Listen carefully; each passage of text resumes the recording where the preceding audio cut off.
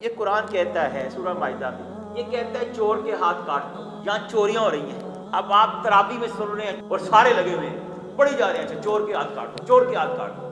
چوریاں ہو رہی ہیں، ہاتھ نہیں کاٹ رہا. چور اوپر تک بیٹھے ہیں، اوپر تک بڑے بڑے چور، بڑے بڑے ڈکیت، کسی کا ہاتھ نہیں کاٹ رہا. تو قرآن پہ عمل ہو رہا ہے یا قرآن کی تکذیب ہو رہی ہے؟ اس پہ اجر ملے گا.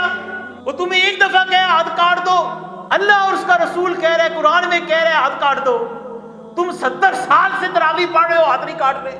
ترجمہ نہیں پڑھیں گے تو کیسے پتا چلے گا قرآن کے اس نظام کو اس ملک اور اس زمین کے اوپر نافذ کرنے کے لیے اس مسلمان کو پیدا کیا گیا؟ وقت نماز روزہ رکھنے کے لیے پیدا نہیں کیا گیا.